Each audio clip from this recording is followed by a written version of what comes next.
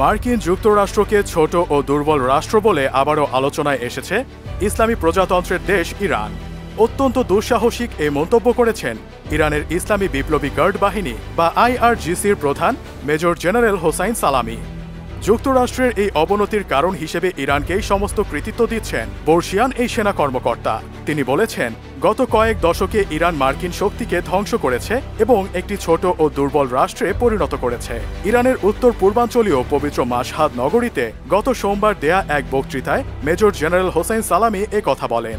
তিনি বলেন, 2 বা 3 দশক আগের আমেরিকার সাথে বর্তমান আমেরিকার পরিস্থিতি তুলনা করার যোগ্য নয়। মেজর জেনারেল হোসেইন সালামি বলেন, 1979 সালের নভেম্বর মাসে ইরানের শিক্ষার্থীরা তেহরানে মার্কিন দূতাবাস দখলের যে ঘটনা ঘটিয়েছিল সেটা ছিল একসময় কল্পনারও বাইরে, কিন্তু আমরা আমেরিকার শক্তি খর্ব করেছি। আমেরিকা ছোট ও দুর্বল রাষ্ট্রে পরিণত হয়েছে এবং ইসলামী বিপ্লবের প্রভাবের কারণে ধীরে ধীরে সে তার শক্তি হারিয়েছে। ইরানের ওপর যুক্তরাষ্ট্রের দেয়া সব নিষেধাজ্ঞাকে ইঙ্গিত করে জেনারেল সালামি তার বক্তৃতায় আরও বলেন, শত্রুরা ইরানের বিরুদ্ধে নিষেধাজ্ঞা আরোপ করে ইরানকে বিশ্ব অঙ্গন থেকে বিচ্ছিন্ন করতে ব্যর্থ হয়েছে। শুধু তাই নয়, ইরানের তেল যখন চুরি করতে গেছে আমেরিকা, তখন তেহরান ঠিকই প্রতিশোধমূলক পাল্টা ব্যবস্থা নিয়েছে। জেনারেল সালামি আরও যোগ করেন, জিব্রাল্টার প্রণালীতে তারা আমাদের জাহাজ আটক করেছে। আমরা এখানে তাদের জাহাজ জব্দ করেছি এবং এর মধ্য দিয়ে তারা যা করেছে সেজন্য তাদেরকে অনুতপ্ত হতে বাধ্য করেছি। ইরান ও মার্কিন যুক্তরাষ্ট্রের বৈরিতাপূর্ণ সম্পর্ক প্রায় আন্তর্জাতিক মহলে প্রবল চাপের সৃষ্টি করে। তার সাথে যুক্ত হয়েছে গাজা ইসরায়েলের যুদ্ধ, যেখানে দুই দেশ হামাস ও ইসরায়েলের পক্ষ হয়ে সব ধরনের সহযোগিতা করে যাচ্ছে। গাজা যুদ্ধে যুক্তরাষ্ট্রের ইসরায়েলকে সমর্থন ইরান ও যুক্তরাষ্ট্রের সম্পর্ককে আরও ক্ষতির মুখে ফেলেছে, যেখান থেকে দুই পক্ষের বেরিয়ে আসার সম্ভাবনা নেই বললেই চলে।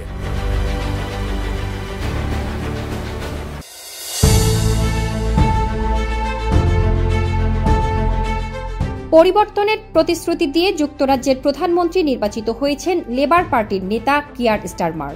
14 বছরের কনজারভেটিভ দলের শাসনের অবসান ঘটিয়ে তার দলের নিরঙ্কুশ বিজয়ের মধ্য দিয়ে ক্ষমতায় এসেছেন তিনি। আসনে বসেই একটু একটু করে দায়িত্ব বুঝে নিচ্ছেন। সম্প্রতি এই নবনির্বাচিত ব্রিটিশ প্রধানমন্ত্রী ইসরায়েলি প্রধানমন্ত্রী বেনিয়ামিন নেতানিয়াহু ও ফিলিস্তিনের প্রেসিডেন্ট মাহমুদ আব্বাসের সঙ্গে ফোনে কথা বলেছেন। রবিবার এই ফোন আলাপের সময় তিনি ইসরায়েল ও লেবাননের মধ্যে সীমান্তে সতর্কতা অনুশীলনের জন্য সব পক্ষকে আহ্বান জানান। স্টারমারের অফিসের একজন মুখপাত্র জানান, নেতানিয়াহুকে ব্রিটিশ প্রধানমন্ত্রী বলেন, ইসরায়েলের উত্তর সীমান্তের পরিস্থিতি খুবই উদ্বেগজনক। সব পক্ষের সতর্কতার সঙ্গে কাজ করার বিষয়টি অত্যন্ত গুরুত্বপূর্ণ। একই সাথে তিনি ফিলিস্তিনের সাধারণ মানুষের নিরাপত্তার কথা মাথায় রেখে নেতানিয়াহুকে তার পরবর্তী পদক্ষেপগুলো নেয়ার আহ্বান জানিয়েছেন। এদিকে লেবাননের হিজবুল্লাহ আন্দোলন 7 জুলাই রবিবার উত্তর ইসরায়েলের আরও 20টি রকেট নিক্ষেপ করেছে। এতে সেখানে একজন আহত হয়েছে। উক্ত সংঘর্ষের বিষয়ে আলোচনা করে ব্রিটিশ প্রধানমন্ত্রী 7 অক্টোবরের হামলায় ব্যাপক প্রাণহানির জন্য তার শোক পুনর্ব্যক্ত করেন। তারপর নবনির্বাচিত ব্রিটিশ প্রধানমন্ত্রী নেতানিয়াহুর কাছে যুদ্ধবিরতি, জিম্মিদের প্রত্যাবর্তন ও বেসামরিক মানুষের কাছে মানবিক সাহায্যের পরিমাণ অবিলম্বে বৃদ্ধির স্পষ্ট ও জরুরি প্রয়োজন তুলে ধরেন।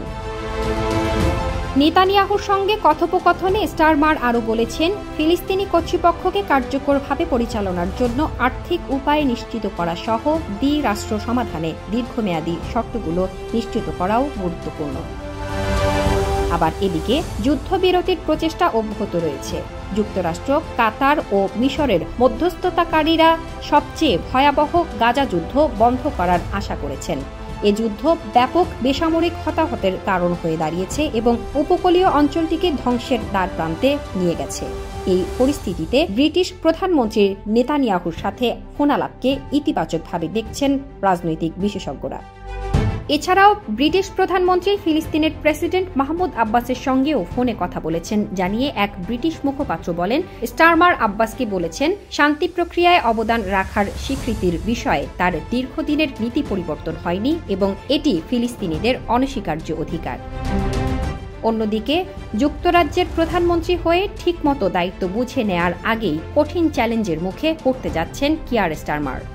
মঙ্গলবার থেকে বৃহস্পতিবার ওয়াশিংটনে অনুষ্ঠিত হতে যাওয়া ন্যাটোর ৭৫তম বার্ষিক শীর্ষ সম্মেলনে বিশ্ব নেতাদের সঙ্গে বৈঠকে বসতে হবে তাকে, যেখানে থাকবেন মার্কিন প্রেসিডেন্ট জো বাইডেন ও ইউরোপীয় অন্যান্য শীর্ষ নেতারা।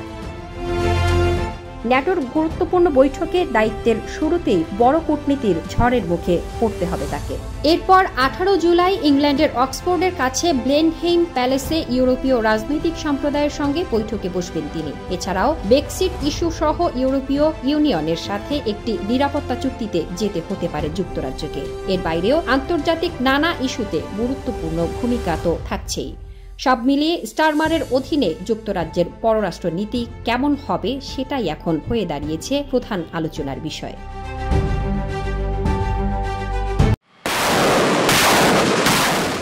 ২০২২ সালের ২৪ ফেব্রুয়ারি ইউক্রেনীয় ভূখণ্ডে বেজে ওঠে যুদ্ধের দামামা। সেই সংঘাত এখনও চলমান। ইউক্রেন রাশিয়া যুদ্ধ শুরুর পরপরই রাশিয়া পশ্চিমী দুনিয়ার তীব্র সমালোচনার মুখে তো পড়েছিলই, একই সাথে পাশ্চাত্যের দেশগুলোর অর্থনৈতিক নিষেধাজ্ঞা কোপ পড়েছিল সোজা রাশিয়ার উপর। যুদ্ধকালীন পরিস্থিতির মাঝেই মস্কোকে আন্তর্জাতিক বাজারে বড় চ্যালেঞ্জের মুখে পড়তে হয়েছে বেশ কয়েকবারই। কিন্তু নানাবিধ নিষেধাজ্ঞার প্রভাব কাটিয়ে নিজেদের অর্থনীতিকে চমৎকারভাবে চাঙ্গা করে তুলেছে পারমাণবিক শক্তিধর দেশ রাশিয়া। যুদ্ধ চলমান অবস্থায়ও দেশটি অর্থনৈতিকভাবে এতটাই সচ্ছল অবস্থানে আছে যে সম্প্রতি রাশিয়া বিশ্ব ব্যাংক থেকে উচ্চ আয়ের দেশের তকমা অর্জন করেছে। কোনো দেশের নাগরিকদের রোজগারের অবস্থার উপর ভিত্তি করে প্রতি বছর একটি তালিকা প্রস্তুত করে বিশ্বব্যাংক। সেই তালিকায় এক ধাপ উঠে এসেছে রাশিয়া। বিশ্বব্যাংক জানিয়ে দিয়েছে রাশিয়া এখন বিশ্বের উচ্চ আয় সম্পন্ন দেশ। এতদিন রাশিয়াকে উচ্চ মধ্য আয় সম্পন্ন দেশের শ্রেণীভুক্ত করা হতো। যে দেশের নাগরিকদের বার্ষিক ন্যূনতম ১২ লাখ টাকা আয় তাদের উচ্চ আয় সম্পন্ন দেশের তালিকায় রাখা হয়। অর্থাৎ বর্তমানে রাশিয়ার ছবিটা ঠিক এমনটাই। জানা গেছে রাশিয়ার বাণিজ্য গত বছর প্রায় ৭% বৃদ্ধি পেয়েছে। একই সাথে আর্থিক খাত এবং নির্মাণ খাতের বিভিন্ন কার্যক্রম যথাক্রমে ৬.৬% এবং ৩.৬% বৃদ্ধি পেয়েছে। এর ফলে রাশিয়ার প্রকৃত জিডিপি বেড়ে গিয়ে মুদ্রাস্ফীতির সাথে অর্থনৈতিক প্রবৃদ্ধির সামঞ্জস্য তৈরি হয়েছে। এতে দেশটির অর্থনৈতিক প্রবৃদ্ধির হার ৩.৬% বৃদ্ধি পেয়েছে। বিশ্বব্যাংকের অর্থনীতিবিদরা তাদের প্রতিবেদনে লিখেছেন, ২০২৩ সালে রুশ সামরিক অভিযান বৃদ্ধির ফলে দেশটির অর্থনীতি ব্যাপক হারে প্রভাবিত হয়েছে। তবে যুদ্ধকালীন কর্মকাণ্ডের জন্য রুশ সামরিক পণ্য ও পরিষেবার চাহিদা বাড়ায় রাশিয়ার অর্থনৈতিক প্রবৃদ্ধি ঘটেছে, যা দেশটির বেশ কয়েকটি খাতের উল্লেখযোগ্য উন্নতি ঘটিয়েছে। তবে এখানে প্রশ্ন জাগছে, কি করে এমন কীর্তি গড়তে পারল রাশিয়া? একদিকে বাণিজ্যিক পরিসর খর্ব হওয়া, অন্যদিকে যুদ্ধের ব্যয়ভারের চাপ সামলেও অর্থনৈতিক ক্ষতির মুখে পড়া কিভাবে এড়াতে পারল পুতিনের দেশ? পুতিন প্রশাসনকে কৃতিত্ব দিতে চান বিশেষজ্ঞরা। তবে এক্ষেত্রে যুদ্ধই একটা ফ্যাক্টর হয়ে উঠেছে। আসলে যুদ্ধ শুরু হওয়ার পর সেনাবাহিনীতে নিয়োগ বাড়াতে হয়েছে মস্কোকে, আর সেই কারণে দেশের গরিব ও কর্মহীনদের সেনাবাহিনীতে নিযুক্ত করার পদক্ষেপ গ্রহণ করেছে প্রশাসন। এর ফলে বাড়তে শুরু করেছে সাধারণ মানুষের রোজগার। রুশ ব্যাংকগুলো জানিয়েছে সেনা সদস্যদের পক্ষ থেকে বিপুল অর্থ জমা পড়েছে সেখানে। পাশাপাশি গত বছর রাশিয়ার বাণিজ্য ৭% বেড়েছে। রুশ অর্থনীতিবিদরা দাবি করছেন, চীন ছাড়া আর কোনো দেশের পক্ষে এমন নিষেধাজ্ঞার মধ্যেও এই উন্নতি সম্ভব হতো না।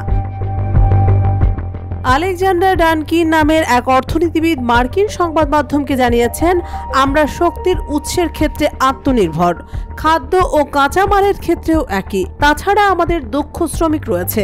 বিজ্ঞানেও রাশিয়া বিশ্ব দরবারে সুপ্রতিষ্ঠিত। সব মিলিয়ে এই আত্মবিশ্বাস ও পুতিনের সঠিক কৌশলেই বাজিমাত রাশিয়ার। চলতি বছর বিশ্বব্যাংক 7টি দেশের অর্থনীতিকে উন্নীত অর্থনীতি হিসেবে ঘোষণা দিলেও একমাত্র গাজা ও পশ্চিম তীরের অর্থনৈতিক পতনের ঘোষণা দিয়েছে সংস্থাটি।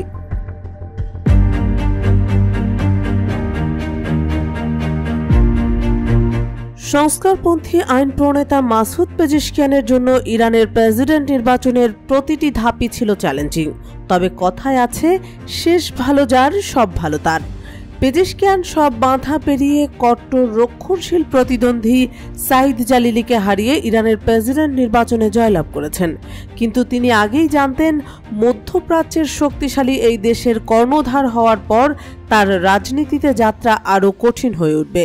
6 জুলাই শনিবার পেজেশকিয়ান নির্বাচিত হওয়ার পরপরই নতুন প্রেসিডেন্টকে দেশের অচল অবস্থা সম্পর্কে সতর্কবার্তা দিয়েছেন ইরানের শীর্ষ সুন্নি আলেম মৌলভী আব্দুল হামিদ। 7 জুলাই রবিবার ইরান ইন্টারন্যাশনালের প্রতিবেদনে এ তথ্য জানা গেছে। আলেম মৌলভী আব্দুল হামিদ বলেছেন, দেশের চলমান নানা ইস্যুতে ইরানিরা ক্লান্ত এবং তারা ধৈর্য হারিয়ে ফেলছে। ইরানের প্রেসিডেন্ট নির্বাচনে ভোট দেওয়া থেকে বিরত ছিলেন এই সুন্নি আলেম। তিনি বলেন, প্রথম ধাপে নির্বাচনে ভোটার উপস্থিতির মাধ্যমে প্রকাশ পেয়েছে জনগণ কতটা সরকারের উপর বিরক্ত। শীর্ষ এই আলেম বলেন, রাজনৈতিক, অর্থনৈতিক এবং সামাজিক চাপে ইরানিরা পিষ্ট।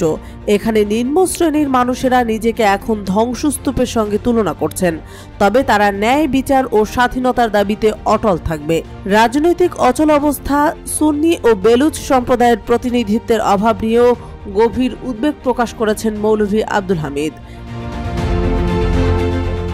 এদিকে ইরানের সর্বোচ্চ নেতা আয়াতুল্লাহ আলী খামেনি জনগণের কল্যাণ সাধন ও দেশের উন্নয়নে কাজ করার জন্য নবনির্বাচিত প্রেসিডেন্টের প্রতি আহ্বান জানিয়েছেন। তিনি বলেছেন, নবনির্বাচিত প্রেসিডেন্ট পেজেশকিয়ান মহান আল্লাহর উপর ভরসা রেখে শহীদ প্রেসিডেন্ট রাইসির পথে চলা অব্যাহত রাখার এবং দেশের বিপুল সামর্থ্যগুলো কাজে লাগানোর পরামর্শ দিচ্ছি। শনিবার প্রেসিডেন্ট নির্বাচনের সব প্রার্থী ও নির্বাচন অনুষ্ঠানে জড়িত সবার প্রতি কৃতজ্ঞতা জানিয়ে যে বার্তা দিয়েছেন তাতে এই আহ্বান জানান তিনি। খামেনি তার বক্তৃতার শুরুতে বলেছেন, অবাধ ও স্বচ্ছ নির্বাচনের মাধ্যমে ইরানি জাতি তার প্রেসিডেন্ট নির্বাচন করেছে। নবনির্বাচিত প্রেসিডেন্টকে দায়িত্ব সতর্কতার সাথে বুঝে নিতে হবে। এখন প্রতিযোগিতার মনোভাব বন্ধুত্বে পরিণত হওয়াটা জরুরি এবং প্রত্যেকের উচিত দেশের বস্তুগত ও আধ্যাত্মিক উন্নয়নের জন্য যথাসম্ভব সব প্রচেষ্টা চালানো। কাতার ভিত্তিক সংবাদ মাধ্যম আল জাজিরা বলছে, ইরানের নতুন প্রেসিডেন্ট মাসুদ পেজেশকিয়ানকে দেশ ও বিদেশে নানা ধরনের চ্যালেঞ্জ মোকাবেলা করতে হবে। দেশটি ঘরে ও আন্তর্জাতিকভাবে পররাষ্ট্র নীতি সামলাতে কঠিন সময় পার করছে, তাই নতুন প্রেসিডেন্টকে এসব ভালোভাবে মোকাবেলা করতে হবে। এছাড়া ইরানে এখন উচ্চ মুদ্রাস্ফীতি চলছে। আবার মার্কিন নিষেধাজ্ঞা উপেক্ষা করে তেহরান এখনও তাদের অপরিশোধিত তেল চীনে বিক্রি করছে, তবে দেশটি আন্তর্জাতিক বাণিজ্যিক ব্যবস্থা থেকে বিচ্ছিন্ন। তাই অর্থনৈতিক অবস্থা অনুকূলে আনার জন্য মাসুদকে ভালোই কাঠখড় পোড়াতে হবে। বলা যায়, এমন পরিস্থিতিতে এই সদ্য নির্বাচিত নেতার হুমকির সম্মুখীন হওয়াটা স্বাভাবিক। কিন্তু সাধারণ ইরানিরা মনে করছেন, সংস্কারপন্থী পেজেশকিয়ান চেষ্টা করলেও দেশটির শাসক তাকে বড় ধরনের কোনো পরিবর্তন করতে দেবে না।